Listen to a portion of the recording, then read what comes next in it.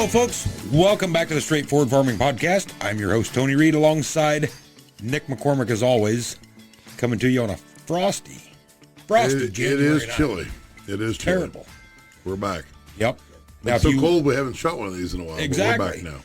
Now, if you listen to the podcast that come out before this, you know that we're here with Witted in 2, Yeah. Ryan Kelly, and he's going to be on this one again here. So Yeah. we're going to do two back to back. Yep. Because there's not really much else to do. Yeah. So, He's forcing us to do it, so you can thank him. yeah. Now, this might be a teaser. We might wait 6 months before we drop these two. You'll We never don't- know. You'll Exactly. never know. Yeah. We're sort of like, what was the big QAnon? Like he would just, QAnon. he would just appear out of nowhere. Yeah. Like he might go silent which meant something you big never was know. going down. So Yeah. that might be how this is. Could be back.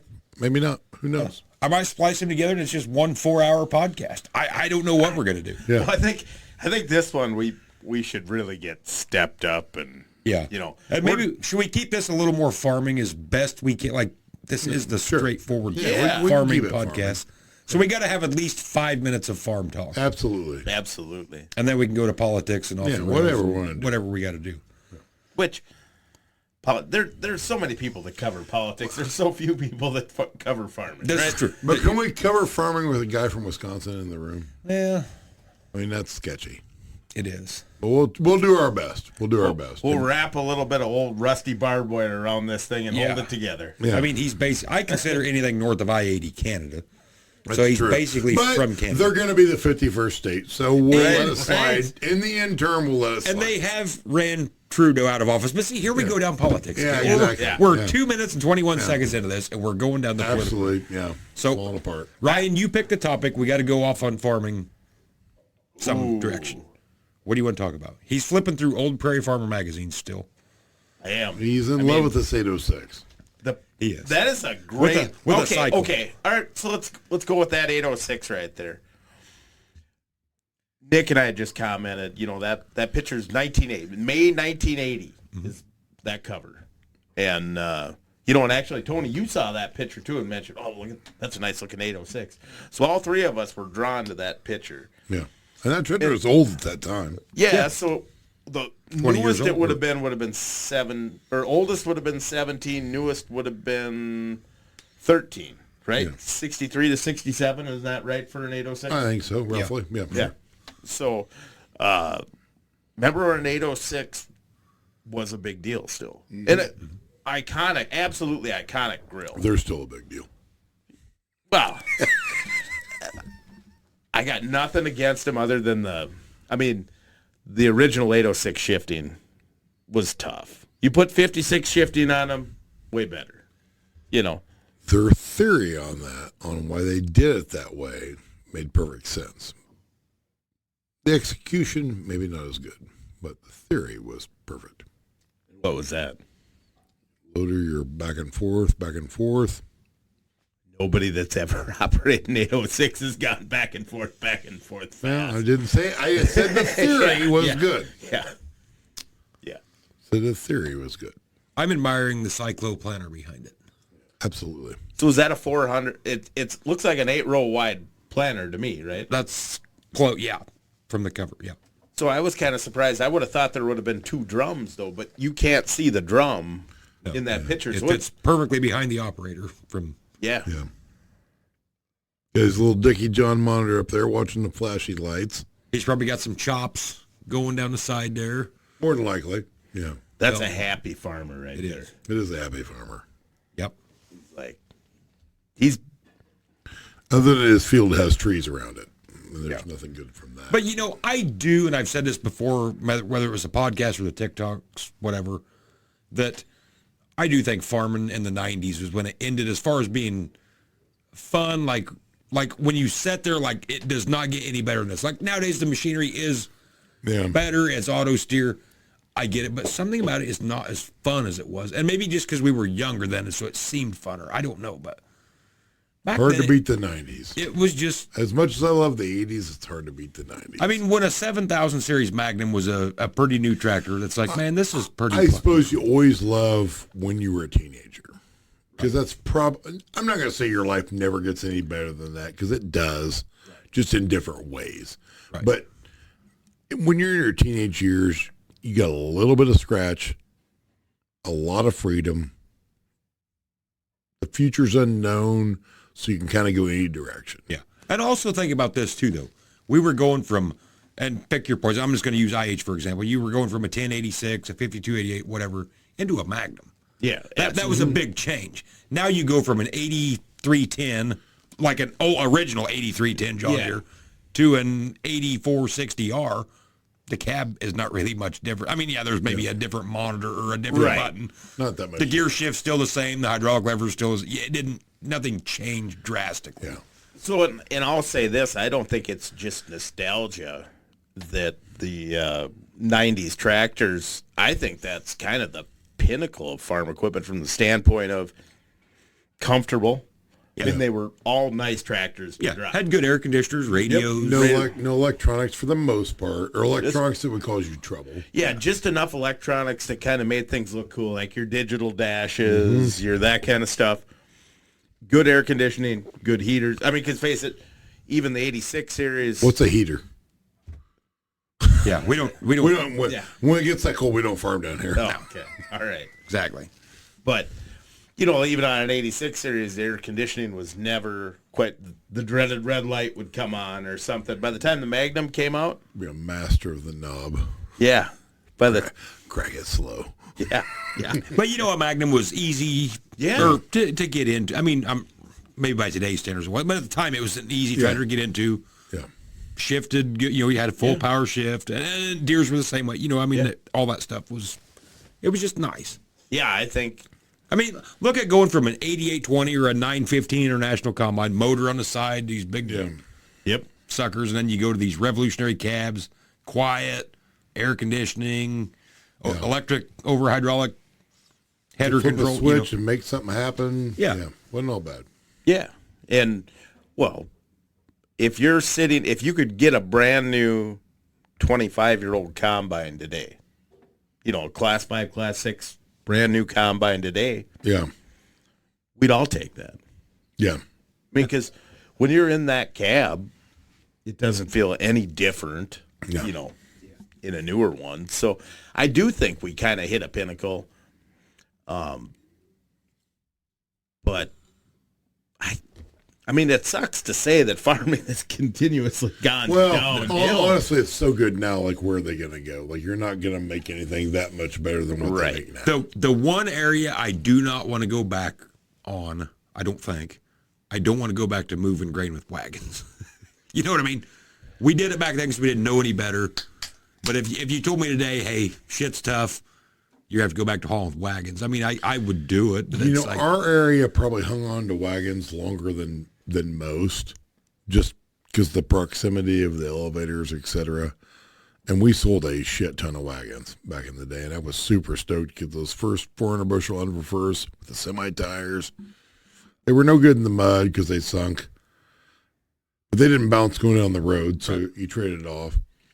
But you know, because we had a Ficklin back in the day that was 300 bushel, the side was beat in, mud tires on it, and that was the pinnacle of our wagons for a lot of years. And it was so much better than every other wagon we had. Like, my brother and I would always joke, like, oh, Dad's got this Ficklin that is this. Why doesn't Grandpa have wagons this cool, you know?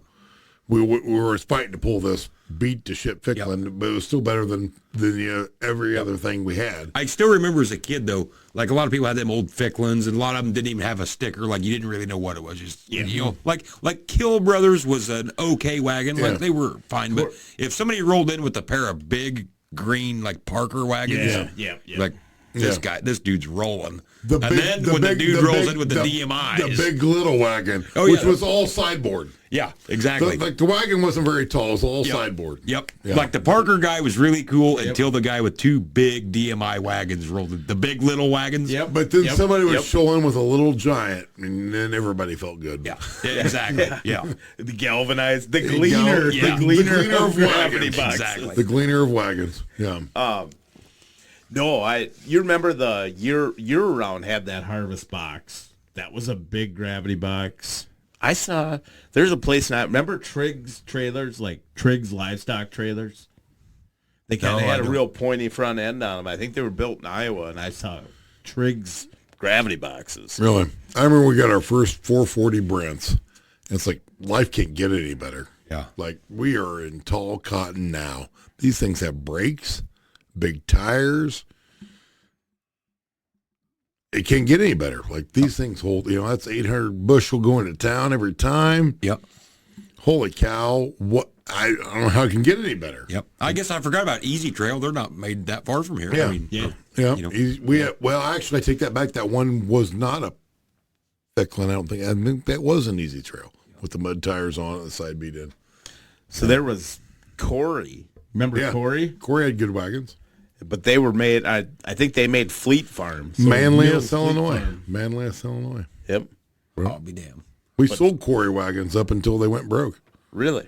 I don't guess I've ever heard. We didn't sell them early on. We sold them in the end, towards the end of their production. I still have a Corey wagon to this day. Really? I don't think Absolutely. I've ever heard I got of a them. 550 Corey wagon, holds like 625. And it's a great wagon. Pulls great. Yeah, we don't use it. We only have a couple wagons left, just if we want to put one at the bin or whatever. But yeah, we've got a Corey. We have one of the last Corey wagons. That had to be a little bit tough of a market to get into. I mean, there's not much to a gravity flow wagon. Right. You laugh, Unberfirth, Brent. Yeah, and actually there was Superior, like Parker's were good wagons. Unberfirth owns Parker now. They own Kill Brothers, and they're still selling wagons like they're growing out of style. And it's really different than a head trailer. It's literally four wheels and two beams. I mean, but they're still J&M, selling them. Yeah, I mean, J&M, yeah. But some of them did unload way better than others. So it's funny you mentioned that. So our 440s were great at the bin. Yep. The 540s were terrible at the bin because the door was so wide. If the corn was a little bit wet, they didn't feed worth a shit going into the auger, et cetera. But at the elevator, they were great because they didn't put the chute down. Wide open. Open it up. Well, not an elevator. No. Okay. You're still cracking it, but you didn't have to mess with the chute. And so the 540 was okay. You could unload a 540 at the grain elevator at the same time you could do a 440. But the bin, the 440 was king for our setup. And that might not have been everywhere, but for our setup, you could unload a 440 in way less time than I realize you have 100 more bushel with a 540, but the 540 took exponentially longer because you couldn't crack the door very high. It would run over the sides. The 440s were way, but to the point, like if we were going to the bin, back when at one point in time, we had two 440s and two 540s. You never took the 540s to the bin. Like we just took the 440s. If you're going to the bin, you took those. If you're going to the elevator, you took the other ones. That's just the way. I mean, we would obviously interchange that, but your preference would be the 440s to the bin because they unloaded so much better at the bin. So did anybody go get as new as like 644 Brents or anything around There here? was a few of those. About the time those got kind of popular, wagons were on their way out. Okay. But I mean, if you had to farm with 657 Brents today, that wouldn't be that bad. it's not terrible, no. Especially if you can hook two They're of them not together. legal, but still, yeah. Yeah. Yeah. They trail all right. They pull great. You can pull one of those 55 mile an hour empty, no problem. I still think one of the coolest setups I ever seen for around here was when I worked for the co-op up north of Mattoon, Rural King. There was a guy up there had an 8100 John Deere front wheel assist. Popped the duals off. He had a hopper bottom grain trailer. He put a dolly on it like UPS would hook two trailers with. Pulled the hopper bottom with the tractor, but he was only going 2 miles to the elevator. But it worked like a charm. I thought, that's kind of genius. I mean, didn't have to pay license on a semi-tractor. A Joe dog is the word you're looking for there. Those are called Joe dogs. Is that right? Yep. Did he have an air compressor or anything to run the brakes, or did he just go? No, I remember he had something, but I don't remember how he done it. But I remember seeing the airlines going to the tractor, but I don't remember what he done to make that work. Honestly, you could probably get an airline kit for all those. I mean, Deere might not have embraced that, but the European side of the world. Oh, yeah. I mean, an MX-270, you can get an air brake kit for those to make that work. Yep. Yeah. Okay. I assume Deere had the same thing. It was a super popular North American option, but. Okay, so back to the 806 and the 8-row cyclo. So let's just say you're going to farm 250 acres. That's your planting tractor. That's your planter.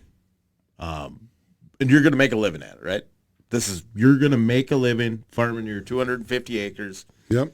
But you're going to go out there, you're going to do it with an 806. We'll give you one cab tractor for tillage, whether it's a 1066, 4430, et cetera. But that's what you got. Do you take that deal, or do you continue to hustle and do off-farm stuff and farm a little bit more acres with nicer equipment, or would you take the 806 and the... If you told me I could make a living, Yep, and I'm not a talking living. buying Cadillacs, but no, I'd take that deal all day long. Yep, absolutely. Yeah.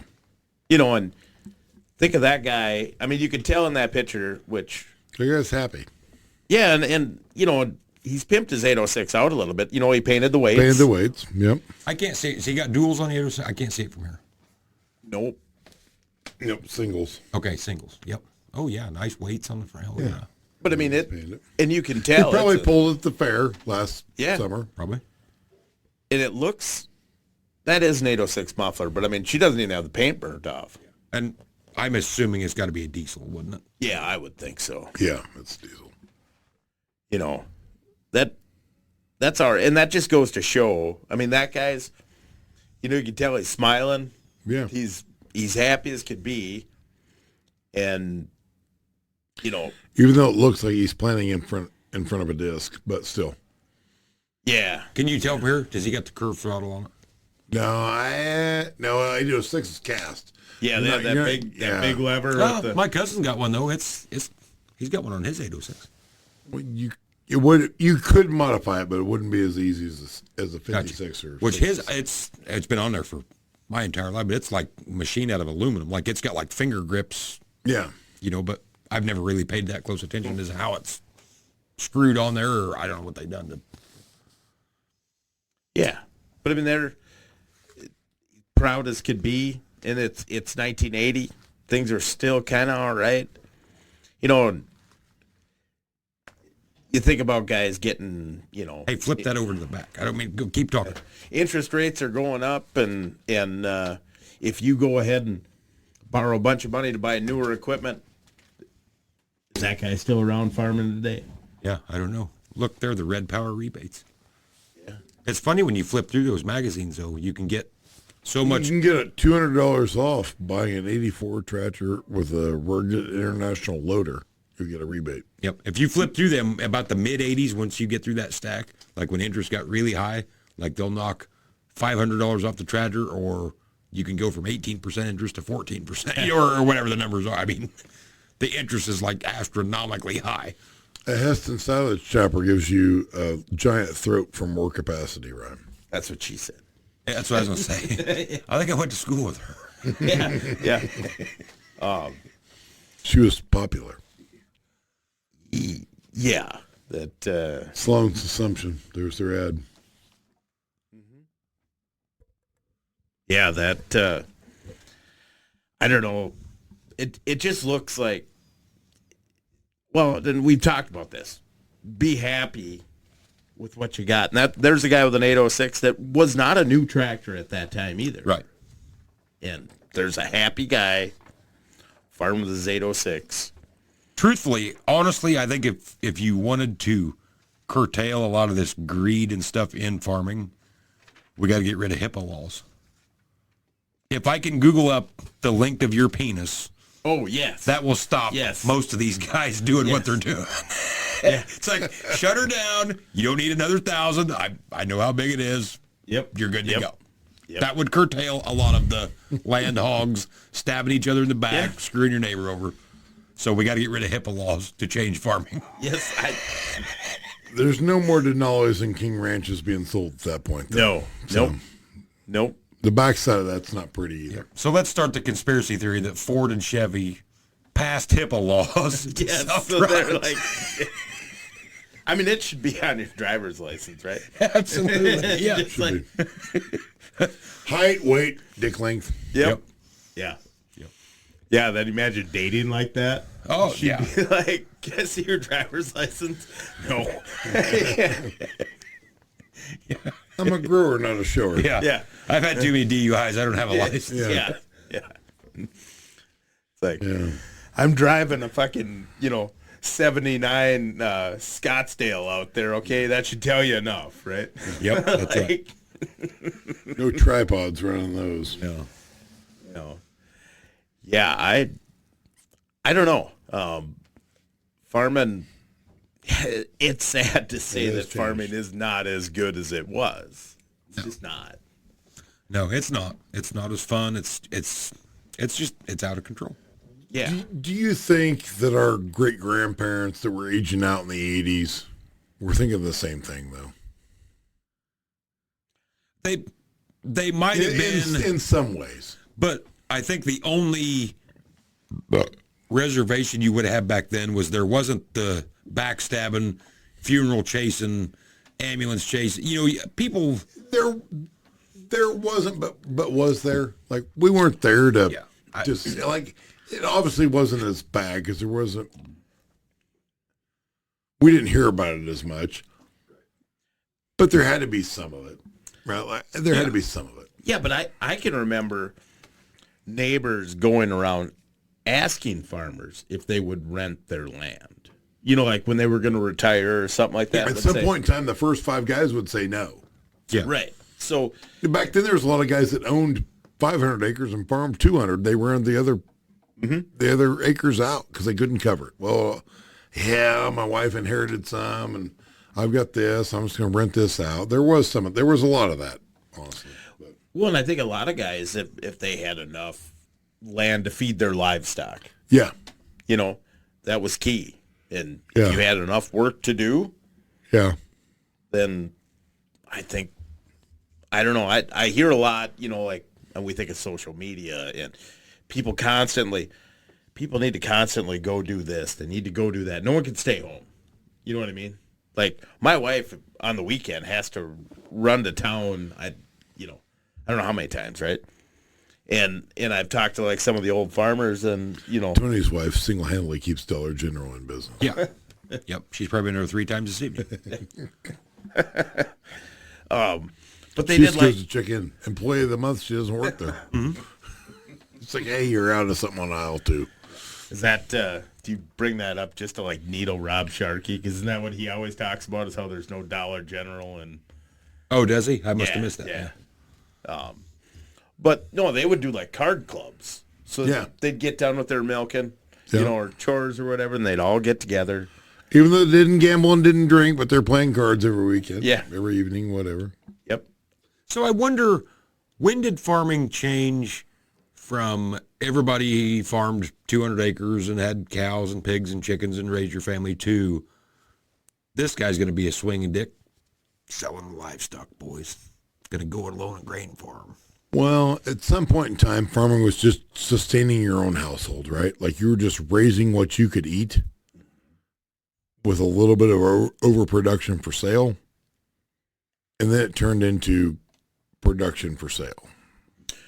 Well, and I think even that video I recorded yesterday or this morning with that guy, he started farming pretty big when he got out of college. So they started pushing this industrialized agriculture, you know, in specialized agriculture. Like, it was not cool, like your picture up there, the diversified farm where you had everything, right? Yeah. That went away, and they said, well, no, you, instead of having your beef cows here, your geese, your turkeys, your chickens, and the milk cows and the herd of cats walking across the driveway, they said, you either need to raise dairy cows, you either need to raise pigs, chickens, or herds of cats. It's one or the other. You can't do all the rest of this. Yeah. And that was a mistake. Yeah. I mean, I remember my dad talking about they would take eggs to the grocery store and trade them for groceries. And they didn't have a ton of chickens. I don't know how many that was. But they would trade eggs for groceries. They would go to Effingham once a week or once every 2 weeks and trade eggs for groceries. And they didn't buy milk because they had a couple of dairy cows and a few beef cows for constant beef. Because honestly, for a family of 4, a couple beef cows a year will do you. Yeah. Like, you know, that'll get you through as long as, you know, you're working it out where you get replacements, et cetera, et cetera. Like, you don't have to have 400 to make that work. farm a little bit of row, doing the row crop thing or whatever. But can you fathom wheeling into the IGA or Walmart tomorrow with 10 dozen eggs and want to trade them for groceries? Yeah. Be the best eggs they'd have in the store, but they're not trading you for shit. Agreed. Like that ain't happening. But they weren't the only people doing that. It was literally every customer they had was, well, not every, obviously, because somebody had to be buying the eggs, but half the customers they had were trading eggs for bread, Yeah. cheese, trading them for groceries of some fashion, basic ingredients for other things so you can turn them into something. And so when you start talking about all this, is it because we don't know what the future holds? Or is it because it really was better times? Nobody wakes up at 25 years old and says, man, I wish I was 50. This just sucks. I wish I was 50. Yeah. But everybody wakes up when they're 50 and says, God damn, I wish I was 20 again. It was so much better back then. It was great. Was it really great, or do we think it was great? I don't know. I don't know. I can remember in times of my farming career, like specifically going, it's pretty awesome. Yeah. And boy, I'm pretty lucky right now.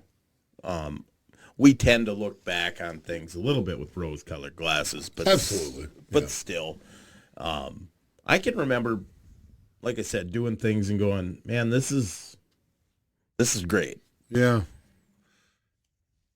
You don't know what you don't know, but back then, when I hear my mom talk about not harvesting is not the right word, but skinning chickens or whatever, the process. Butchering chickens. There you go. Couldn't think of the word. Butchering chickens, whatever, so on and so forth, which doesn't sound like a pleasant process, but they were having a great time doing it. Like, oh, we hated it. But then you listen to their stories, and all her and her siblings are smiling ear to ear, telling the stories. I'm like, well, I don't think you hated it that much. Mm-hmm. Like, you did at the time, but maybe at the time because it was work and it was kind of gross, but they were still doing it and somewhat having fun. You didn't know any different. You're just going to go to the store and buy chickens. Your option is to butcher these or go without. Well, that makes it kind of fun. Yeah. So I don't know. I think happiness is very relative to your situation. If you can't see the forest for the trees, you're never going to be happy. If you enjoy what you're doing at that time, like literally, if you tell me, hey, Nick, I bet you can't sharpen this pencil with a knife. I might sit over here in the corner and sharpen the pencil you gave me with a knife and be happy as a lark. Mm-hmm. I might be. Or you could tell me, hey, whatever, and we're doing tractor pulling tonight, and I could be happy doing that. Or I could be pissed off doing both. Just depends on who you are, what makes you happy. It's all relative to your situation. Like Elon Musk is not sharpening pencils with a knife. He's also not going tractor pulling. No. But that's neither here nor there. That's his loss. But a ton of that stuff, the grand picture of it is, I know people that are super wealthy that are never happy. You can't make them. You can't make them happy. They can't make themselves happy. If they can't make themselves happy with the money they have, I damn sure can't make them happy. I know people that are dirt poor. They're the happiest people you ever met. You got to find your niche in that. In our parents' generation, hard work made you happy. It doesn't matter if you're butchering chickens, working at a factory, whatever it was. To a certain degree, that made them happy. But they were also moving towards a goal because I'm not going to say life was easier, but I think it was easier to go from A to B being better. So maybe I said that wrong. But going from B to A plus was easier because you work towards a goal. I don't know. Well, I think there was a time in agriculture where if you wanted to be successful as a farmer or in agriculture, you just had to work hard. Yes. Right? Absolutely. Like, Yeah, you could outwork anybody. You could outwork decisions. You could be dumb financially, but just put your head down and go and make it work. Because back then you couldn't spend your money. You couldn't get on Amazon and buy shit you didn't need. You didn't have a credit card. You could literally just outwork your spending habits and be fine. Yeah, if your crops, your livestock were better, the market. So let's just say Nick is a phenomenal farmer. His crops are perfect. He does a great job. But he doesn't pay any attention to marketing at all. So it's just...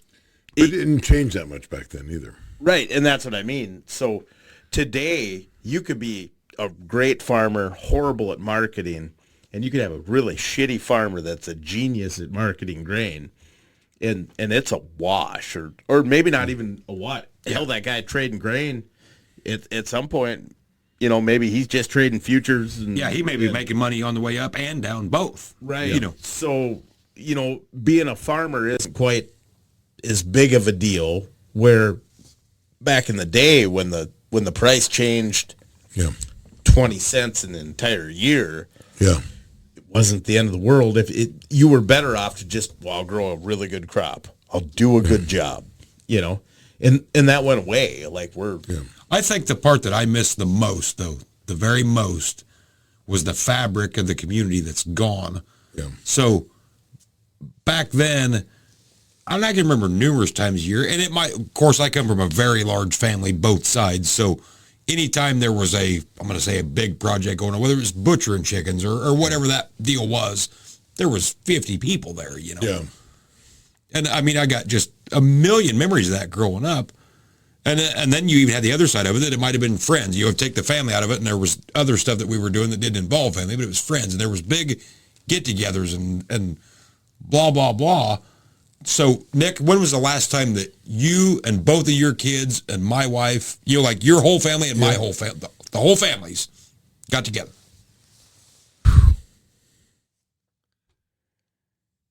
I can't even tell you. Yeah, and we live 2 miles apart, and our kids are the same age. I can tell you 19,000 times where there was a combination of them, but to have all of them there,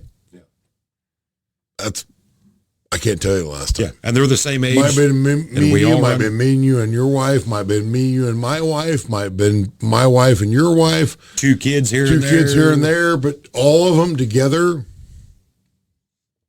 I'll bet you in 1980, that number, you can at least tell me the date. It may not have been last week, but it might have been a month ago or 3 months ago or whatever. Yeah.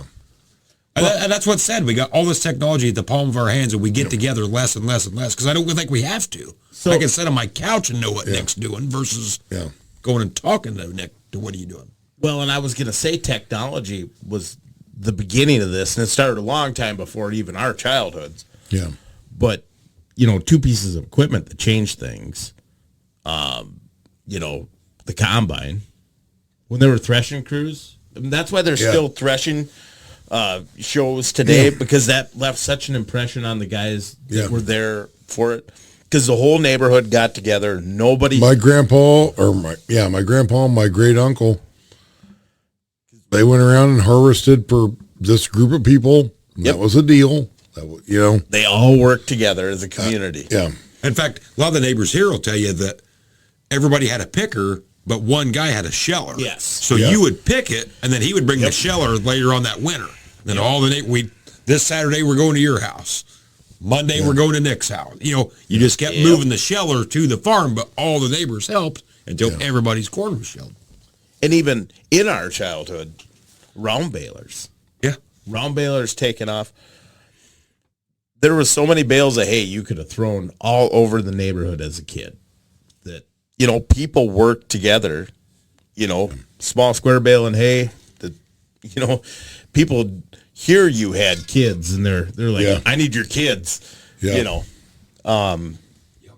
So the technology kind of took that away. Took the labor out of it, And when everybody had that small livestock farm where they were threshing grain, loose hay first and then small square bale and hay, you had enough work to do. You wanted to just take care of your livestock operation, and people work together, where now it's become a competition.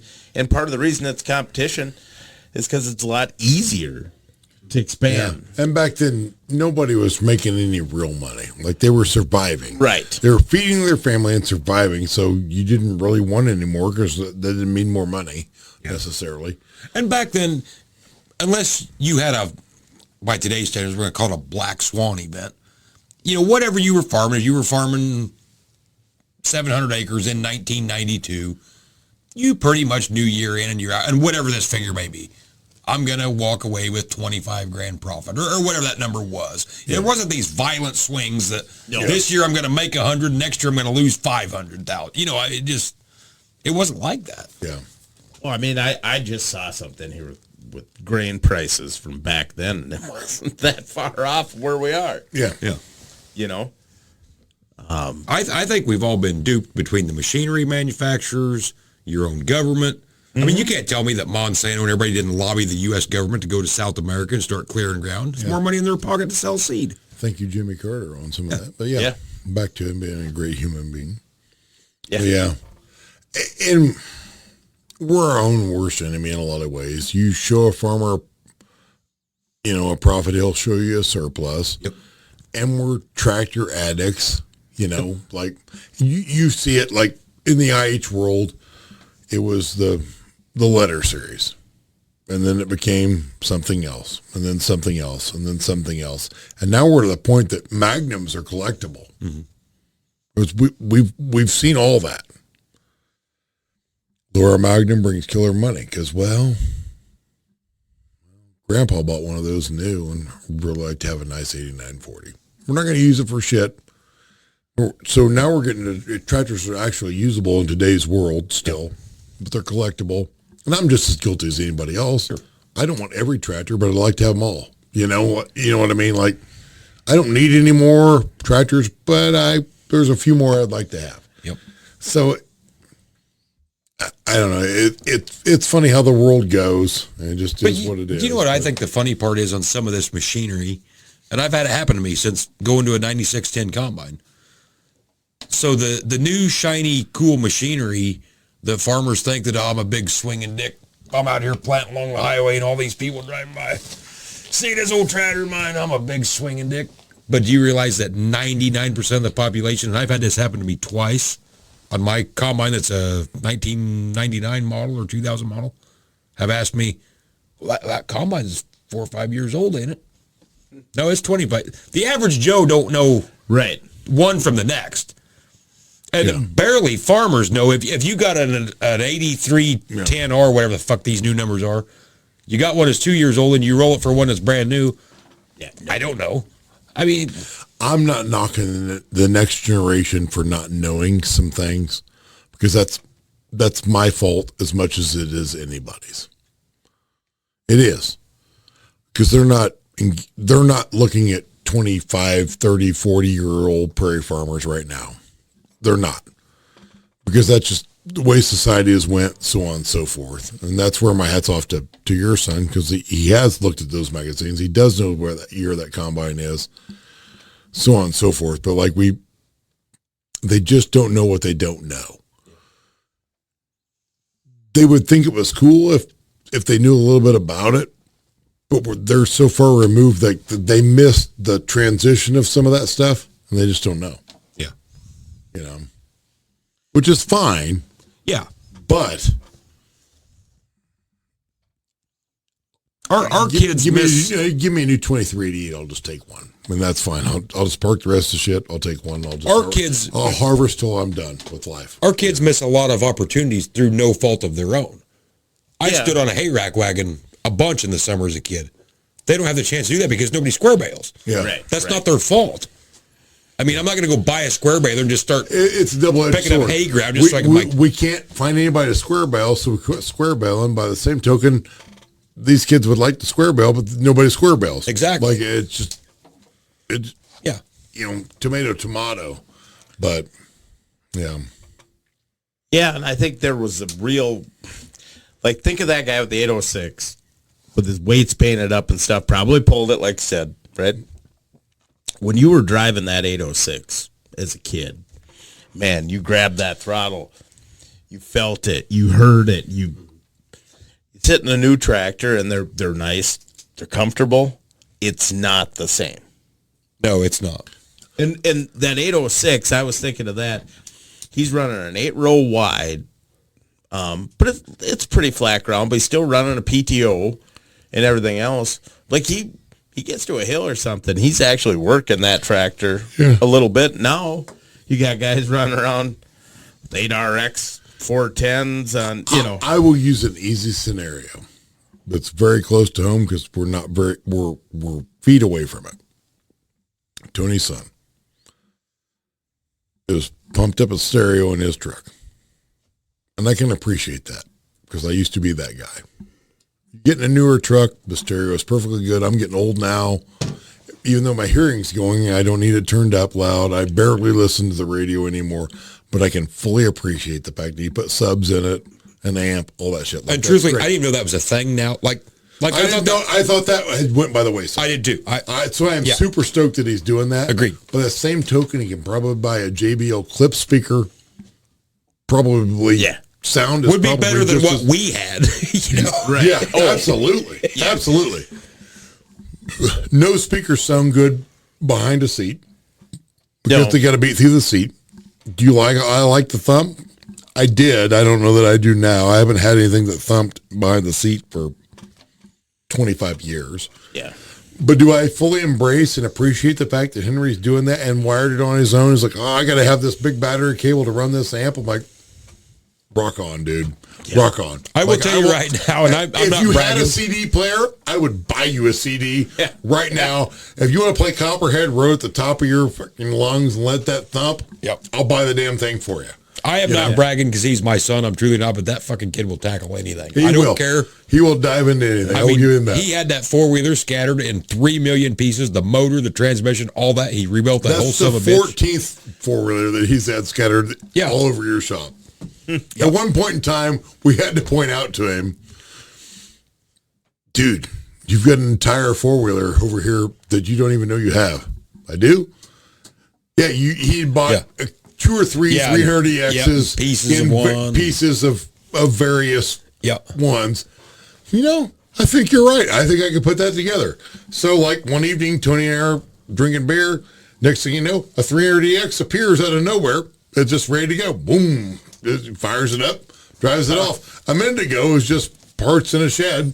Yeah. You know, I love that, the fact that he did that, because that's not happening everywhere in America anymore. No. You know, it's just not. I've tried to preach to him as hard as I can, and I believe this in my soul. A kid his age, if you're willing to work with your hands, the world's your oyster. You can be a millionaire by the time you're at a pretty young age because there's nobody else doing it. No, there's nobody else doing it. The world's your oyster. The kids you go to school with have no clue how to change a tire. Yeah. So if you're the only kid that does, guess what? We're not doing the good old boy system anymore. $100, I'll change it. Yeah. If not, figure it out. Yeah. I hate to be that way, but do you want to be a capitalist? You're not wrong. It's not my fault. You can shoot a basketball. You can bump a volleyball. That's cool. When I need that done, I'll call you. But you need a tire changed. Guess what, asshole? You're paying me to do it. Exactly. That's just the way the world works. I have this discussion with my wife weekly. Like, my kids are helpless at some level. Certain things that I don't think I was helpless at their age. Maybe I was. My dad was probably having the same conversations with your dad at home on what a piece of shit I was and how I was never going to be anything. And it turns out I'm not. So he was probably right. But I think I was a little more capable at that point. You know, like, my mom didn't teach me how to cook. I just watched her do some shit. Yeah. Figured it out. I can cook. Turns out I'm a pretty good cook, which is why I'm fat. I wish I would have never paid any attention because I'm fat now because of that. Because I love to cook. Don't mind it at all. But I also learned, a ton of stuff from my dad, obviously, on this, that, and the other. But, like, some of that he didn't necessarily teach me. You just see it happen. Yeah. You mimic it. You do it.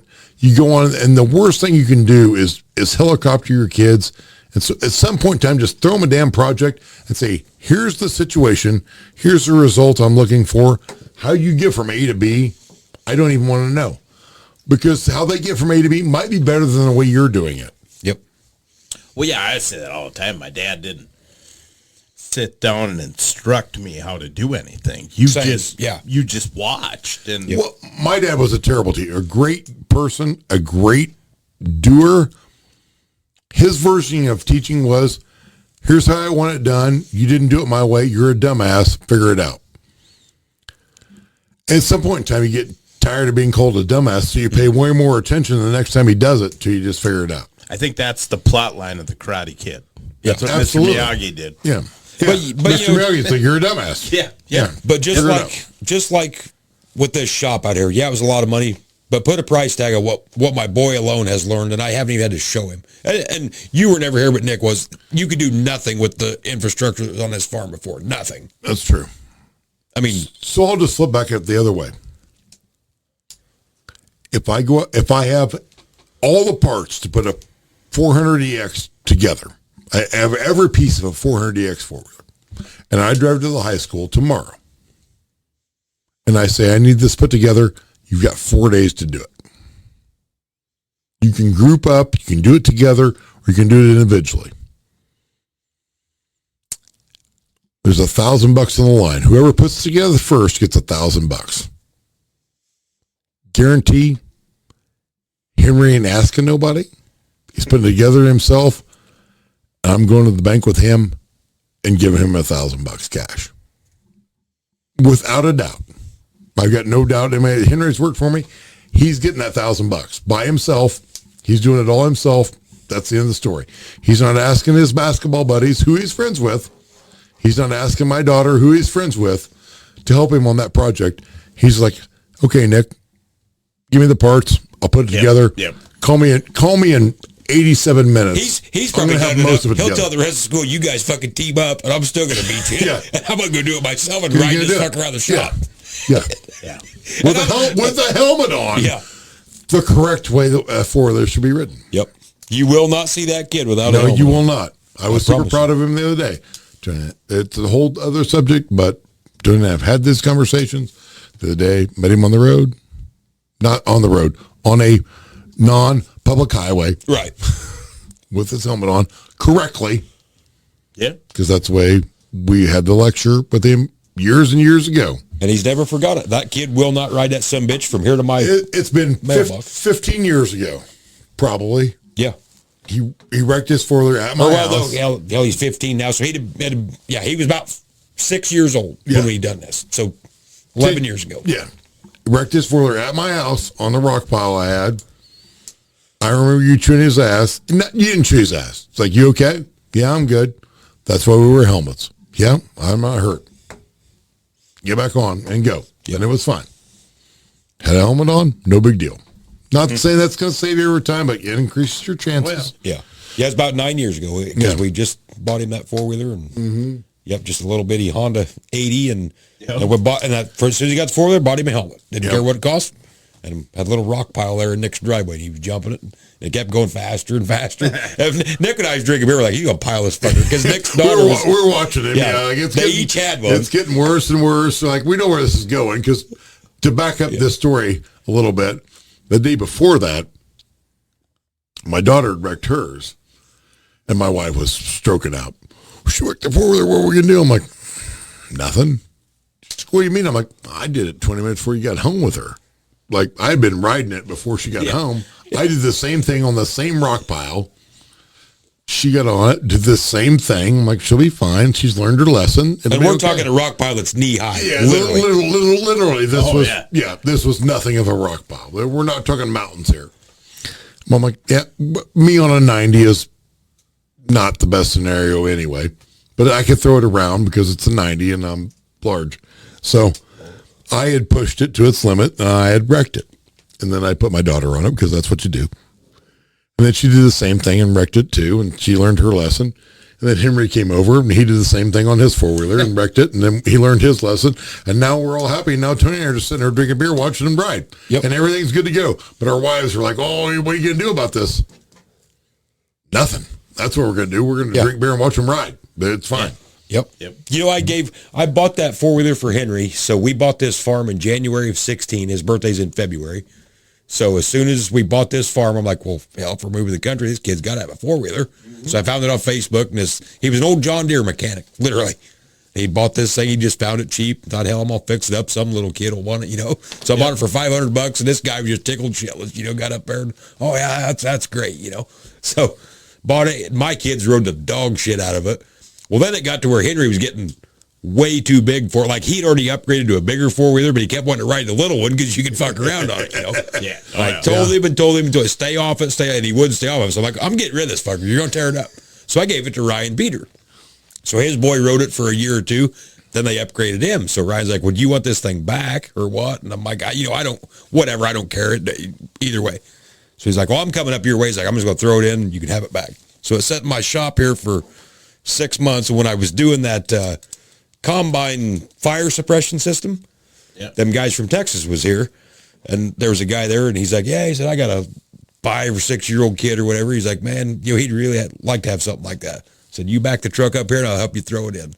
He's like, what? I said, you can have this son of a bitch. Like, are you serious? I said, yep. But I told him right as he's loaded, I said, here's the deal. I said, you tell that kid of yours, he has to wear a helmet when he rides this. Yeah. If he don't wear a helmet, I'm expecting you to bring the motherfucker back from Texas. You're going to drive it all the way back here and you're going to put it back in my shop. If you ain't going to wear a helmet, I ain't giving it to you. Yeah. Nope, he'll wear a helmet. I said, okay, that's fine. Yep. I said, you beat it in his head to wear a helmet. Yep, I'll do that. So it's gone. So, yep. Yeah, that's like my daughter riding the 4-wheeler. And, my wife getting, she's not crabby about, but worrying about it and stuff. And I'm like, it's just great they want to drive something. Yeah, let them drive. All right, we're back, fresh off a piss break. Now we're going to steer this thing. We might go off the rails here. I don't know. I mean, we've been pretty tame up until now. But, we have been. Yeah. But what do you guys think? Just seen on the TV out in the shop, old Trump says America's open for business. What do you think? Good things. I'm glad to see it. Yeah. Glad to see it. Time to start setting an example. Yes. Stomp a mud hole in somebody's ass. Yeah. I'm actually disappointed. I've been checking every day, and Google Maps has not updated the Gulf of Mexico to the Gulf of America, and I'm going to fucking email Google first thing in the morning. Yeah. Get this probably changed. Liberals. That's the liberals. Oh, yeah. It's Google. It's ours, Gulf of America. Day one, Trump solves global warming. Snow in Florida. Yep. Done. I love, did you guys happen to catch the clip on the news of they arrested some Haitian guy that's like been convicted of numerous crimes. He's like, I'm not going back to Haiti. Fuck Donald Trump. And his dad's like, well, buddy, you're in the back of a cop car. Yeah. Looks like you're going back, bud. I think so. Yeah. You know what we need is no Haitians. Yeah. I'm good there. We can get rid of all of them. That's sending troops to the border. It's time to put this, which I'm totally on board with, because I don't care if they're building the wall. I don't know what they're doing. Don't care what they're doing. But I know how government works. If we're going to build a wall, it's going to have to be some government contract. Yeah. And paying. We're paying those troops anyway. Yeah. Yeah, Get some I'm good with C-10 it. cargo planes lined up. If you got to land them at O'Hare and just start filling them up with people to get them out of here. Yep. Do it. Well, I wouldn't even land the planes. I just fly over Mexico and let them go. Yeah. What? You got over here on your own free will. I guess we'll take you back, and you can find your way from there. Mm-hmm. Well, Guess what, motherfucker? You're part of the 101st Airborne now. Yeah. Now you're a paratrooper. We're going to swoop right over Mexico. Yeah. 1 okay, 2 okay. You jump at the green light, motherfucker. Yeah. You know how they got information on people in Vietnam? You shove the first couple guys out. The last guy's chatty. Yeah. He's chatty. No, I think, if they want to immigrate legally, that's... Yeah. I don't even need that. We got plenty of people. We're good. You're not I don't wrong even need that. there either. There's no Haitian gangster that's looking to immigrate legally. No.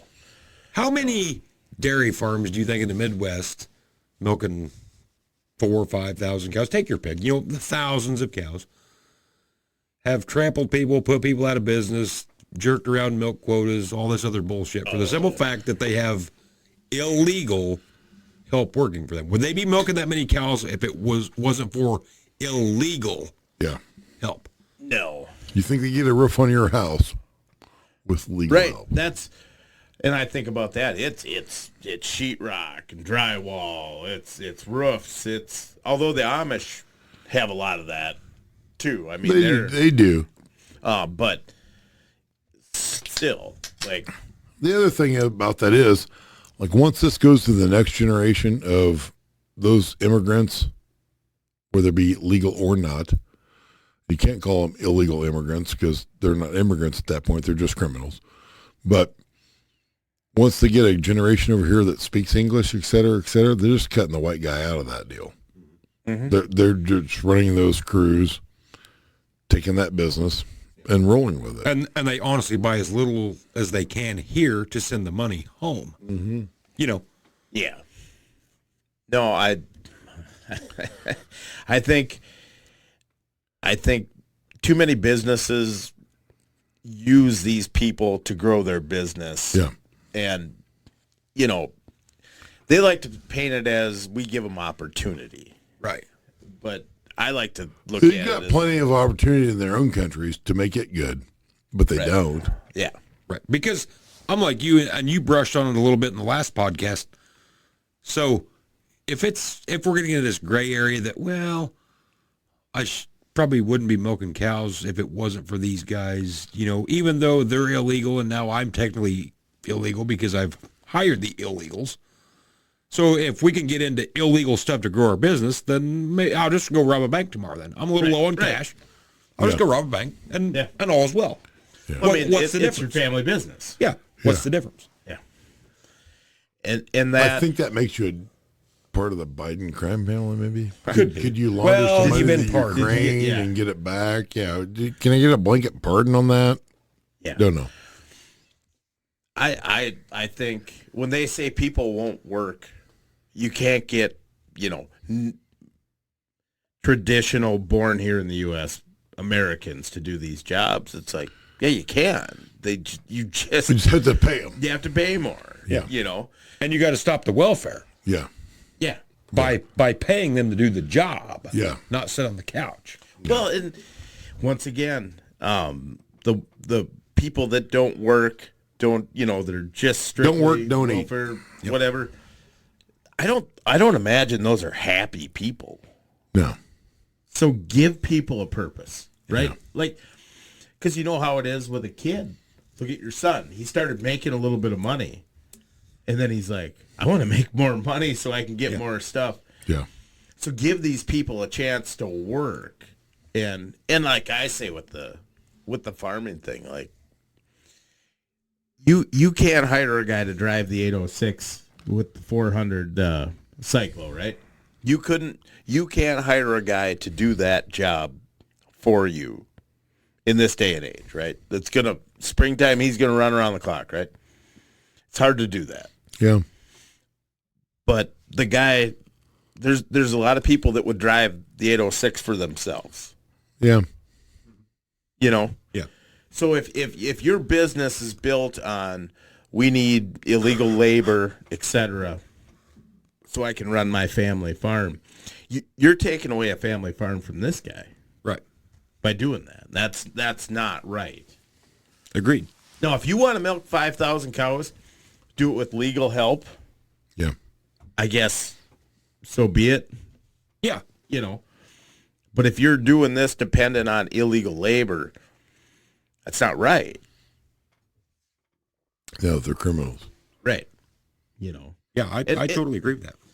You know, and wouldn't it get some people going if they deported these people, then they arrested the guys that hired them? Yeah. Well, they should. You know. They should make it Well, good. and to me, when it comes to all them guys, you know, when you start talking about where you're trampling all over people, ruining communities and this and that. Well, who doesn't want to grow their business? Who doesn't want to grow their business?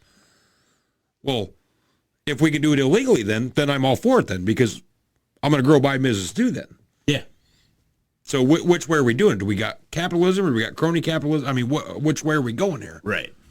So that's where I get a little sideways with it. Just It comes down to less, greed, jealousy are problems, and doing business.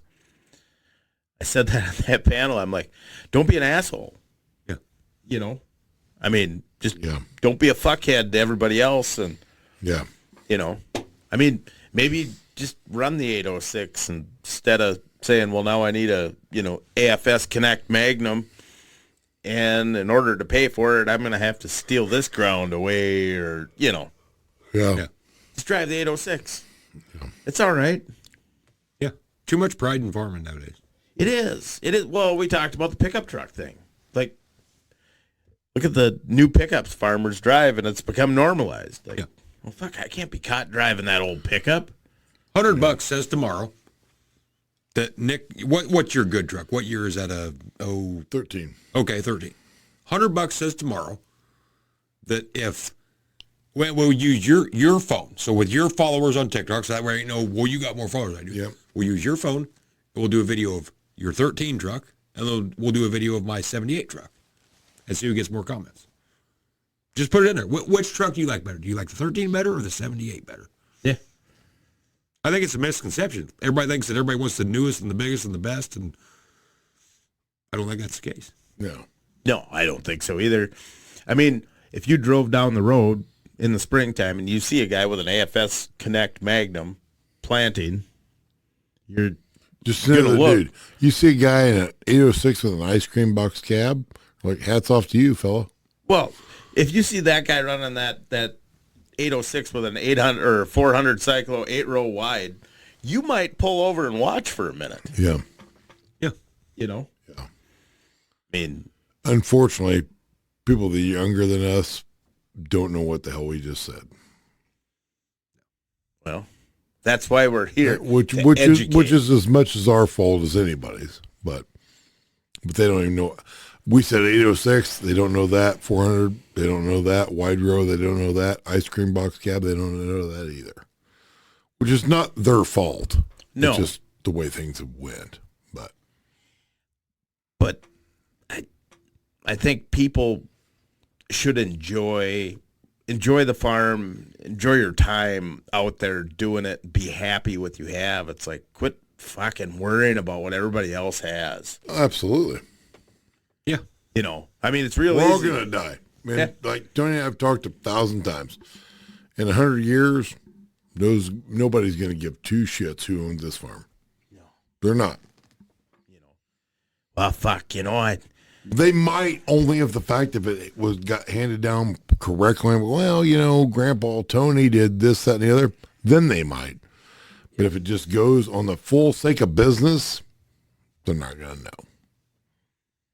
Well, nobody cares that, my field cultivator was only a 42-footer. I didn't have enough tractor to pull a 50. Yeah. So, the average Joe in the communities that we live in, there's 400 people in one town, 700 in the other, whatever the numbers are, that have lived in this farming community their whole life, wouldn't know a disc from a field cultivator from a planter. The vast majority of them.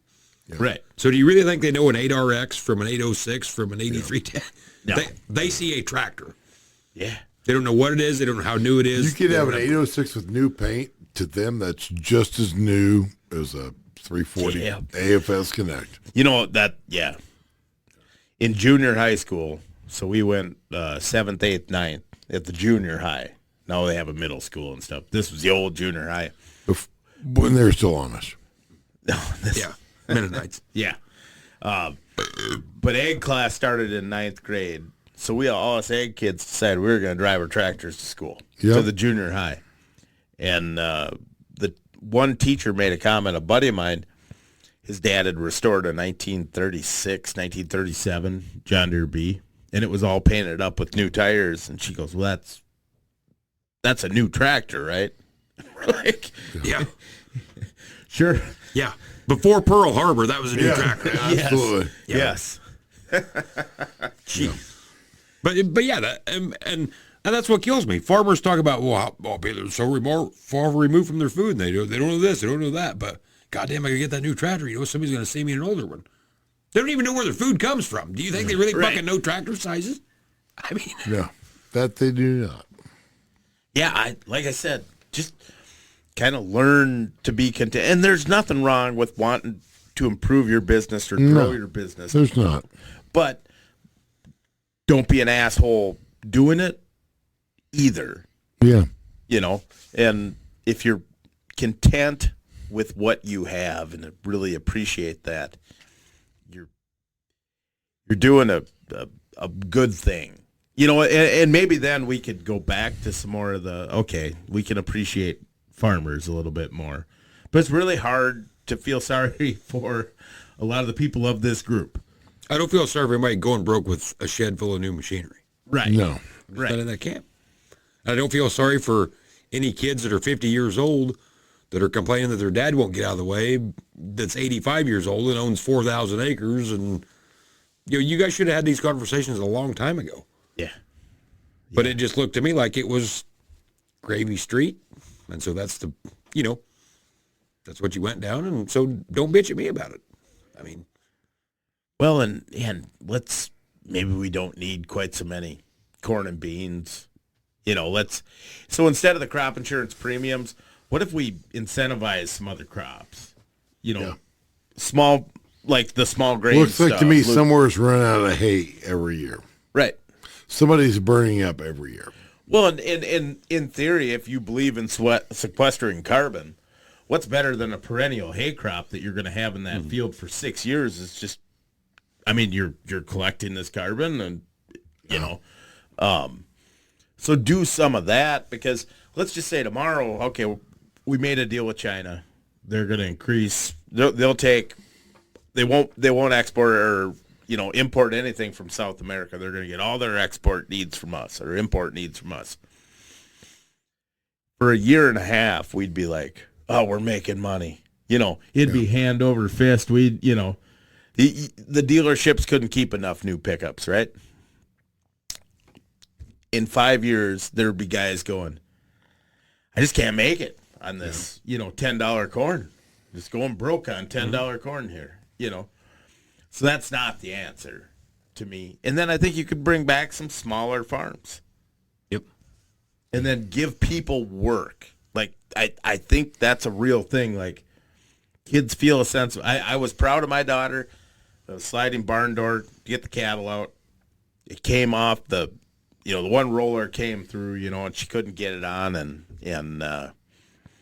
she went to the shop and got a hammer, some long, like 7/16 or 3/8 bolts, and she was going to try and figure out how the hell she was going to stop that roller from coming off of there. And I'm like, by golly, she's that work, like doing work. There's, other kids her age that wouldn't know anything about that and wouldn't even try, but, How about tax breaks for, if you're a farmer, your kids don't give a shit about, they live in Chicago. So it's like, you know what? If you'll sell your ground to a non-family member, beginning farmer, cut the inheritance tax way, way back or something, whatever that scenario could be. Yeah. So I did because we can't have this shit of just selling it to a younger farmer, because that's a no-brainer. Well, I'm Joe Blow, Kingpin at 84. My son happens to be 30, so I'm going to go ahead and sell it to him to beat the tax. No, it don't work that way. So what I brought up was, so you got stepped up basis. What you could do is almost eliminate stepped up basis. But, so here's this wealthy farmer over here, big farmer over there, it's offering $15,000 an acre for this piece of ground. And your basis in it, I don't know, let's just say you had paid $4,000 for it or whatever. So you're going to get taxed on the $11,000 at 15% or whatever. But you sell it to the younger farmer, tax free at a lower price. Mm-hmm. Yeah. Yep. And it'd be real easy. I mean, there'd be no getting around it from, the kid of the, BTO.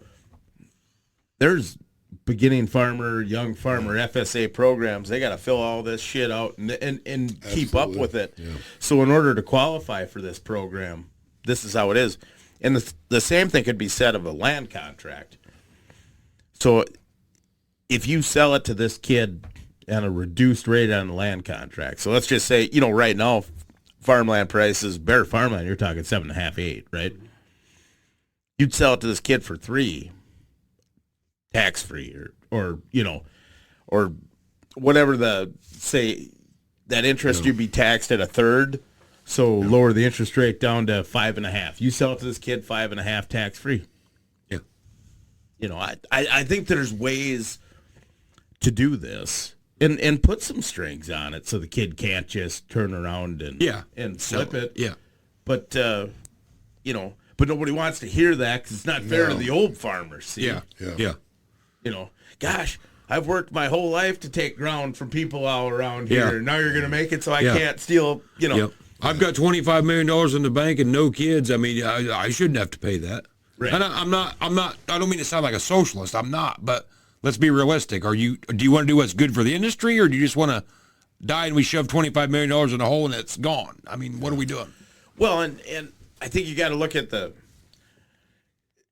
it's almost getting to the point that it's almost like some of these environmental laws. Yeah. So let's just say, you know what? Fuck it. It's nothing but capitalism. Lead pipes, leaded gasoline, that's all on the table, right? Yep.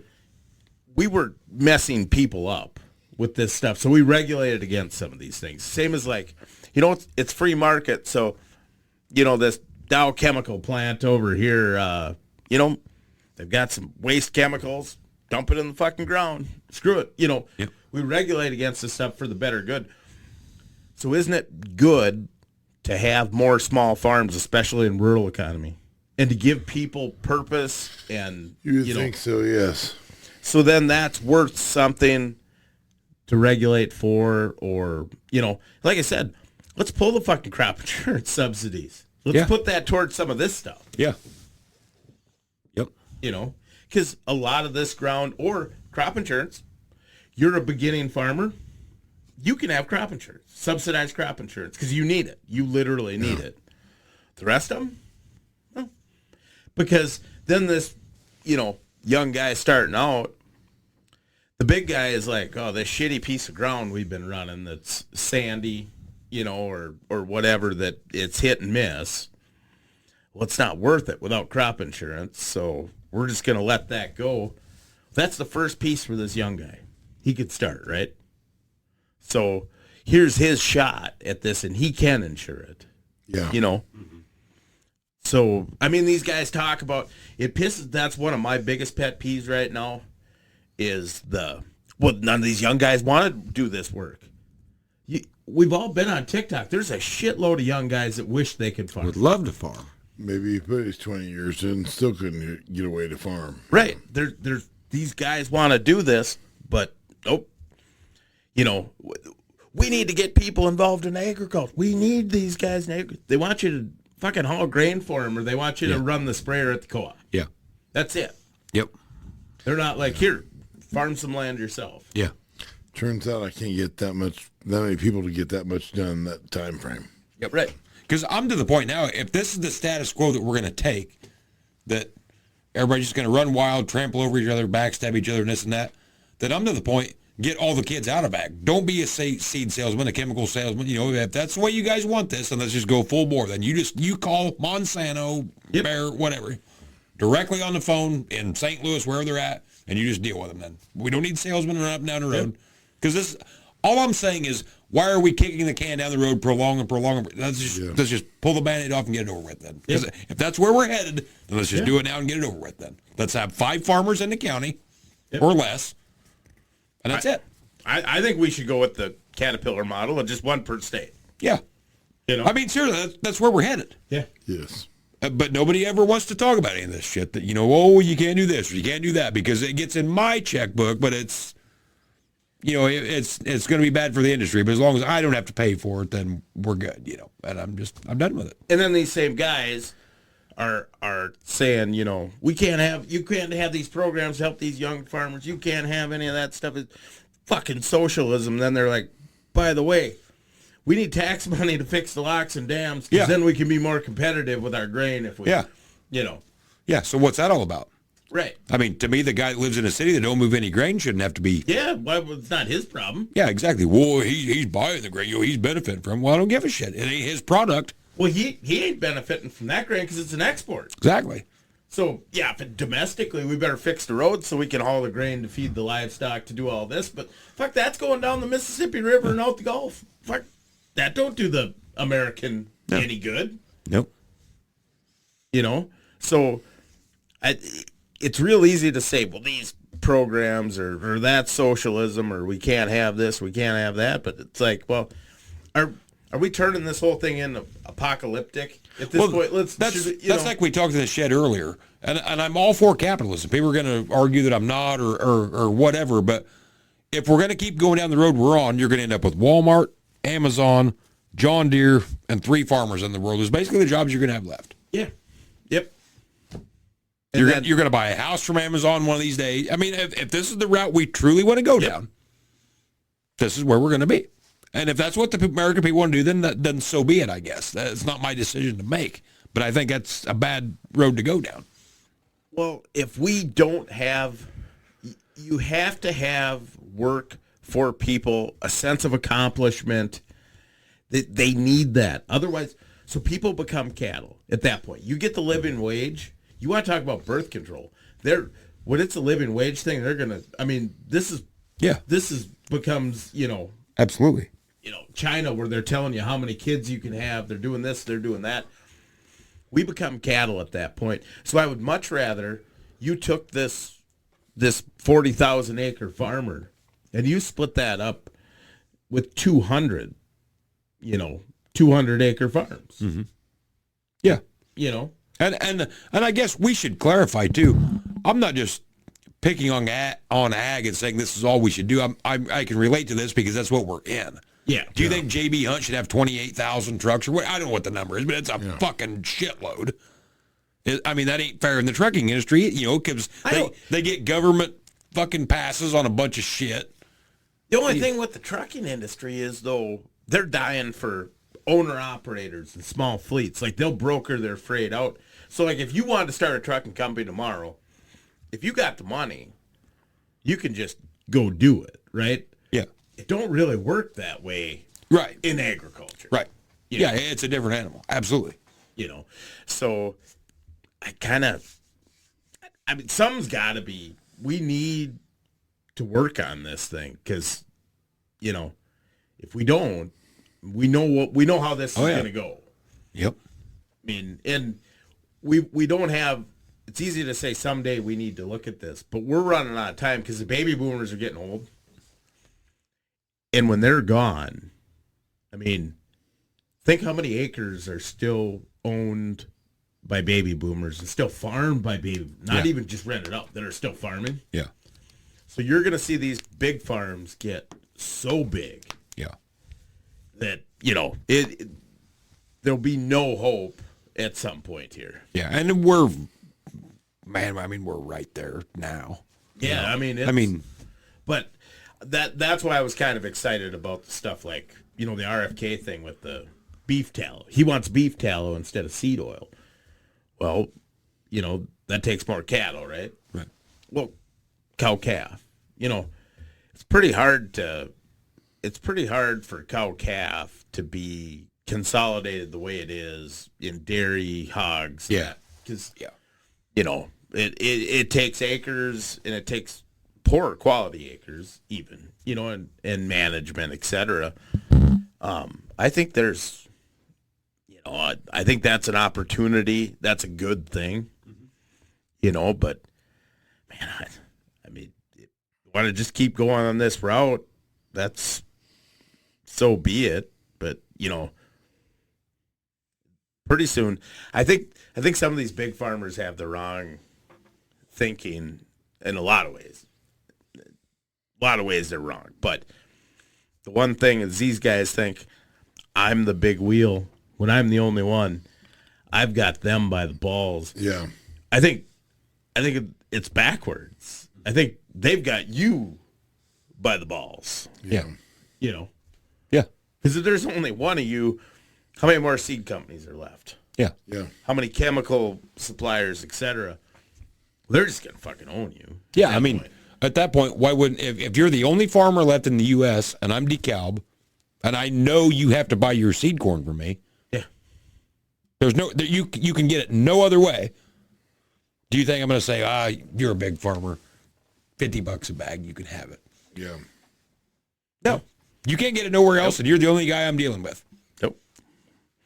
And at that point, To me, there it goes to $1,000 a bag. Yeah. I don't care if you make money or not. That ain't my problem. Yeah. If you're going to give me $1,000 a bag, Yeah. take it or leave it. If not, Where else you can get it? yeah. And you didn't get that big owning all that land or having, I mean, you're leveraged to get that big, right? Yep. So pretty soon you've got the bank sitting down and telling you this is what you're going to do, Yep. and the bank says, we don't like DeKalb. You're going to have to plant channel. No. And you're like, but I really like DeKalb. And they're like, no. Yeah. I mean, people will get you by the short hairs, and then there's always somebody that wants it next. Yep. And I'm not trying to call them out specifically because I don't know them, but there's a hell of a lot of shit going on like the McBees. A lot of crop insurance fraud. Oh, yeah. A lot of it. A lot of acres for rent. It's funny. I've caught wind of, several, and I mean several big farmers around here that, they're supposedly good farmers. I mean, rent me your gut. Hell, I can raise better crops than he does. Well, I've heard a lot of rumors, like there was a lot of 250 bushel corn around here this year for the average Joe. A lot of theirs made 150. I mean, that's what they're blowing to all the coffee shops. Yeah. And everybody's like, well, why would they be doing that? I'm like, because it's a big fucking crop insurance fraud game is what it is. I can't go to the coffee shop and say it made 250. Yeah. And then the insurance man finds out that that I turned in 150. Now we got a problem. Yeah. So. Yeah, I hope this thing is coming full circle. I don't think it will. From what I've seen, there's always a bailout. We're getting government money here shortly, right? Yeah. There's always a bailout. Them guys never fail. Never. When was the last time a big farmer went down in your area? You've always got your outliers. Your Steve McBees. I could not tell you the last time a 2,000 acre or more farmer went down in this area. I mean, I don't know if it's ever been in my lifetime. No, probably not. Yeah, something changed along the way, and it's called crop insurance fraud. Yeah. But they don't need the bailout. Like, they don't have to go file for it. Like, they just make it. Yeah. This is our bailout. You're going to pay us. Yeah. Because there's no checks and balances. Yeah, and I mean, and how many poor acres get farmed just because of... How many guys have livestock that just mysteriously lose 50,000 bushel? Yeah. Went through a hog or a cow. You don't use an insurance. You don't know. It. Yeah.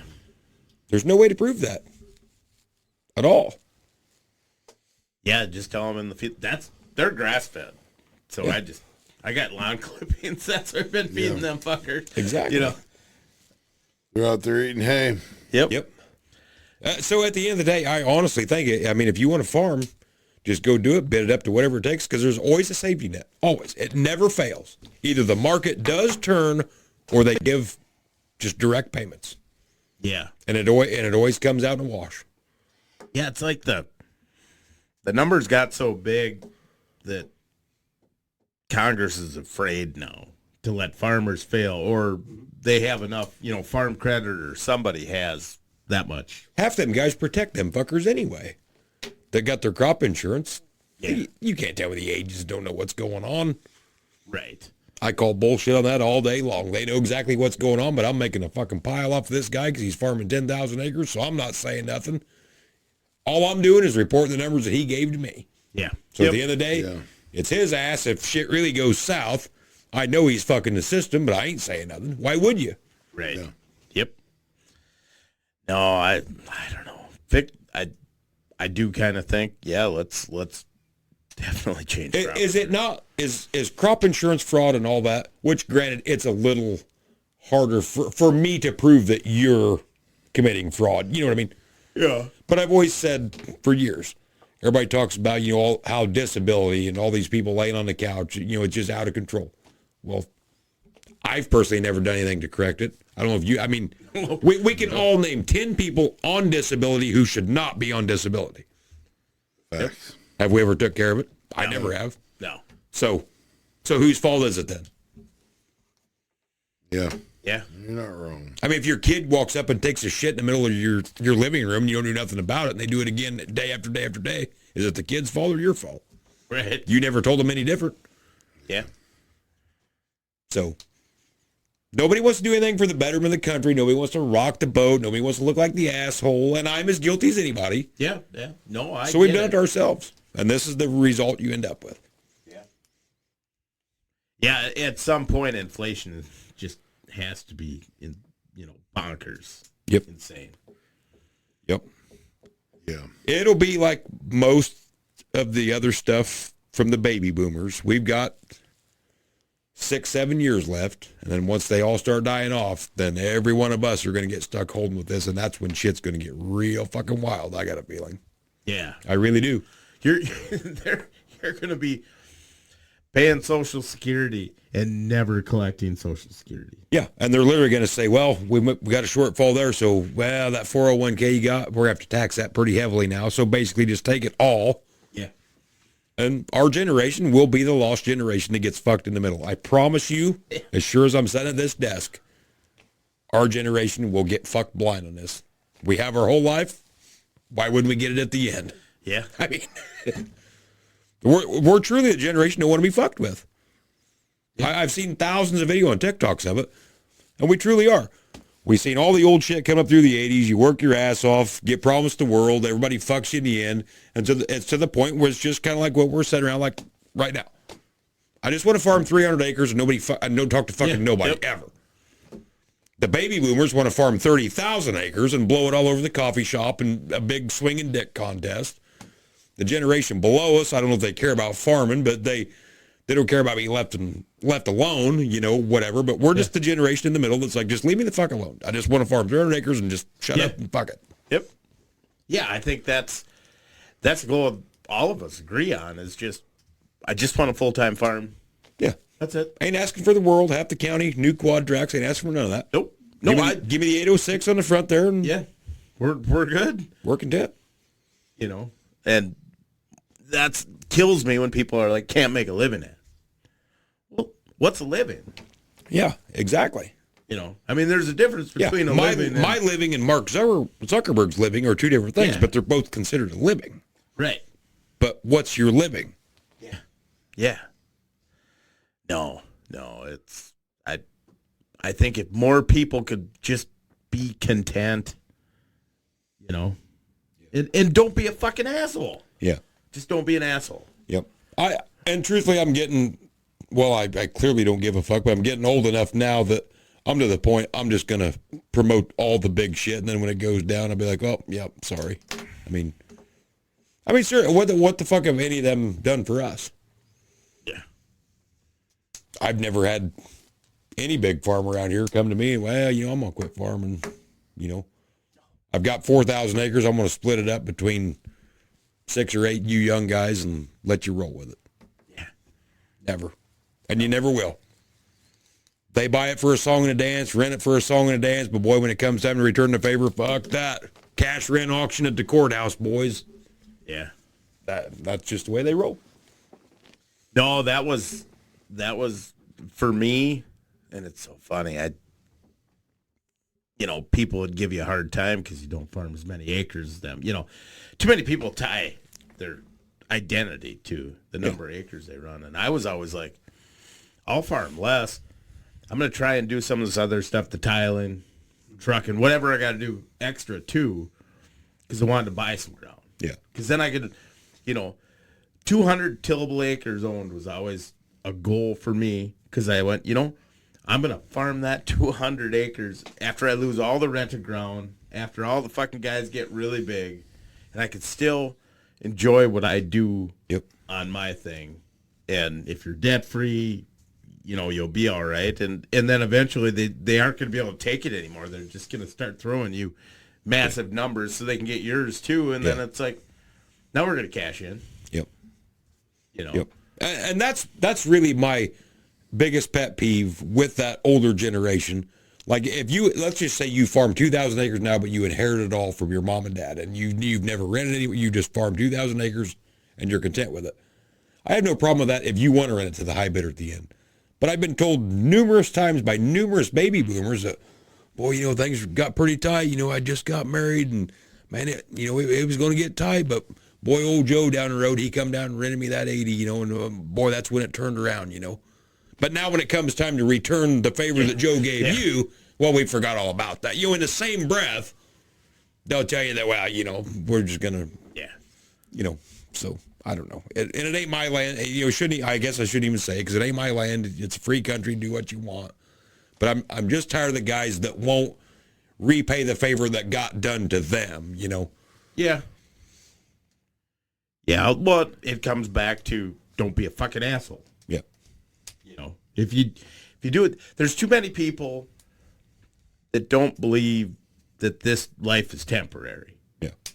Because if you do believe that, some of the things you do, you wouldn't, right? Yep. And like I said, there's nothing wrong with wanting to grow your business or do a little better job, but how many guys you see them running a pile of ground and they're doing a horseshit job at it anyways. They're not even doing. So I always say that too. It's like, well, do all your own work first. Yeah. So, they're going to hire this done. They're going to hire that done. It's like, well, farm all your acres first. Yeah. Then you can worry about some more or something. But see, they say, well, I farmed 500 acres. That doesn't sound as impressive as they can say 5,000 acres. Yeah. Yep. Meanwhile, they aren't making any money on the only money that they're making is on the ground that the family owned land that or whatever. But Yep. it's like do all your own work first. And I would even take this better if one of the baby boomers or or whatever you want to call it was just honest and said, you know what, I'm 75, I'm going to retire. I got 3,000 acres here, and I'm just going to be honest with you. I done whatever it took to get ground. Like if they're just honest, I fucked my neighbor over. I don't care. I done whatever it took to get ground, and I'm done now. And if they said I'm going to rent to the high bidder, then it's like, well, I guess that's cool because that was the way you got it. You played the high bid game, and that's how you got it. So whatever.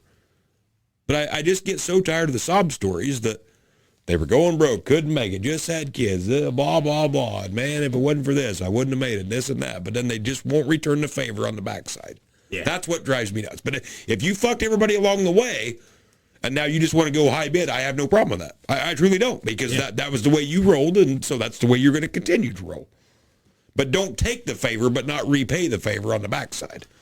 Yes. That's like me coming to milk your cows, and then as soon as I call you, we're like, well, fuck, I'm not going to. Why would I come milk your cows? That's kind of shitty, ain't it? Yeah. So what's the difference? Yeah. No, it just comes down to people gotta be better. Just be decent in life, and Yeah. If my life never changed 1 ounce right now, status quo to the day I died, let's just say I live to be 75 and I die at 75. But if nothing changes between now and then, I'm 100% content. Yeah. Like I don't have $1 million in the bank now, and I don't need $1 million in the bank then. Most of the guys that have it don't spend it or enjoy it. So what good's it do you? Yeah. Oh, some of the most miserable people I've ever known. Absolutely. Used to work for one. Yeah. I mean, just the way it is. Yeah. It makes no sense to me. None whatsoever. If you want to live a lavish lifestyle and have to make $1 million a year, then I guess that's cool, but none of us do, so what's the point? Yeah, be more content, be a good person. Just that's what we need more of. Yep. And I've always, and this is going to sound real shitty, but I've always been on the page that when I die, if there's something here to leave my kids, great. But if there's not, that wasn't my problem. I had to go out and get it on my own. Yeah. And if that's what it took to get me through my life, and it's gone when I die, then I don't know what to tell you. I have never inherited anything from my mom and dad, and they're not big, well-to-do people. I have no idea what they're worth. They could be worth $100,000. They could be worth $100 million. I have no idea. But I'm going to tell you it's probably the previous versus the latter. Yeah. But I'm not expecting nothing either. I'm not just sitting here wringing my hands and, man, God dang it, mom and dad were, if they were just out of the way. No, that just ain't my jam. I'm going to do my thing. And well, I've told them, I'm like, it's yours, spend it. Yeah. And I think they will. I think they're taking me up on that offer. I'm pretty sure. Sure.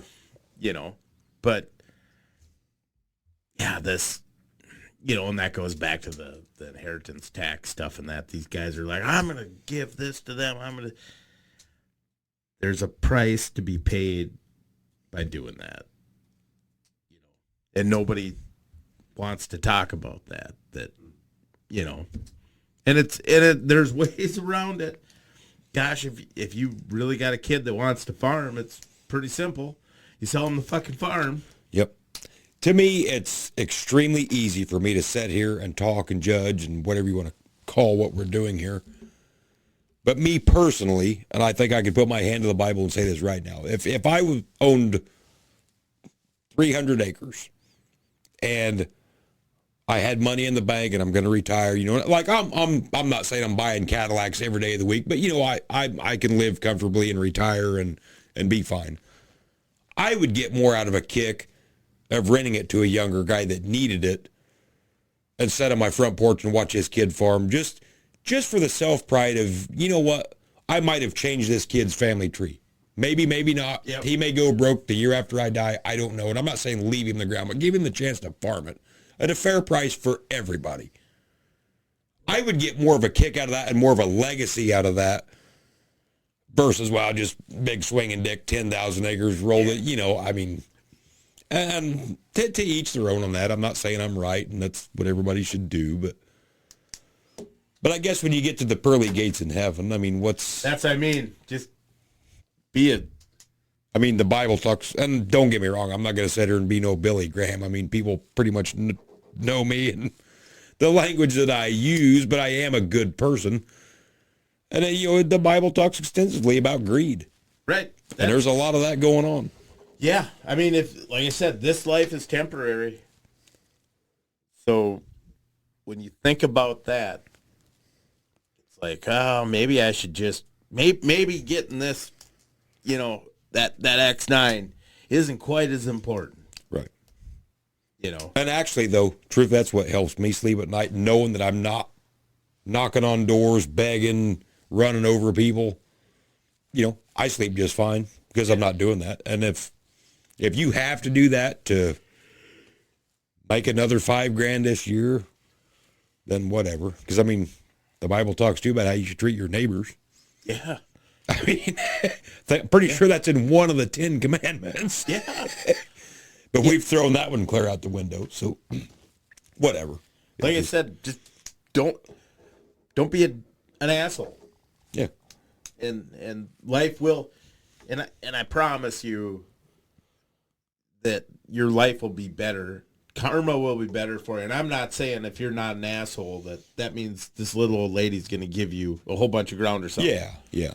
But I think in life you'll find. I think it's more of a mental game. Like I said, sure, I don't have near the money that most of these big guys around here have, but I don't care. I can sleep at night. And I suppose they probably can too, but I can honestly sleep at night. You know what I mean? Right. And I think there's just a sense of, hey, we got Nick snoring over here. Yeah. That's the first on the podcast. I just thought he was really deep in thought, getting ready for a really good one, and then well, we could really just say all kinds of stuff. I'll bet if we wake him up, I'm pretty sure that the like John Deere injector is probably the greatest design ever. Yeah. Nick, wouldn't you agree? Yep. Soundguard cabs and Peterbilts all the way up. I'll bet you $100. Like we can lay this whole thing out. That when you tap him on the shoulder, back, wouldn't you say, "Well, yeah, whatever." Yeah. We could get him to agree that a John Deere 6030 was the greatest tractor ever built. If you play your cards right here.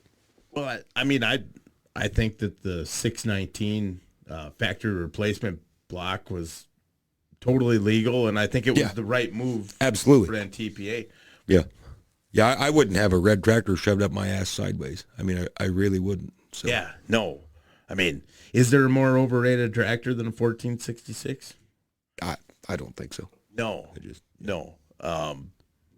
Gosh.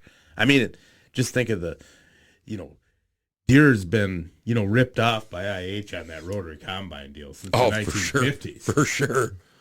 Yep. Same with Volvo semis. Junk. Oh, gosh. Gosh. Talk about German engineering. Yeah. Nobody looked cool rolling into the bar with a Volvo shirt on. I mean, come on. No, no, I just assumed you were a Prince fan because wasn't it the? As it turns out, Bump him and see if he agrees. We need to wrap this up anyway. Nick.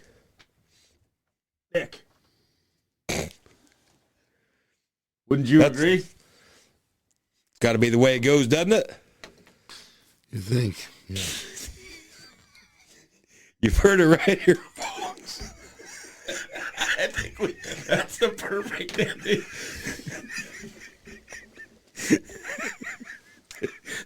Oh, and he voted for Biden. We were Absolutely.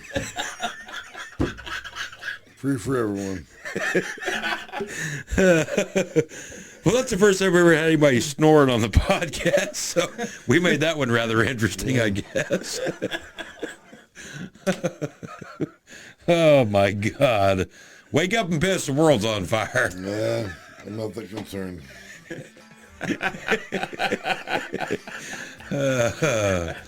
Yep. I guess he'll have to find this one out on his own. I don't know. Yeah. It happens. We really came together as a group at We the did. end. Yeah, we really did. Yeah, we all, full circle. yeah, we did. We all agree on a lot of stuff. Yeah, I mean, you wouldn't think so, but I mean, at the end of the day, There we are. at the end of the day, we're not that different. Nope. Yeah, we went way long on this one. Yeah, we got to cut her off there, guys. So, Yeah. we'll see you next time. Later. Yeah.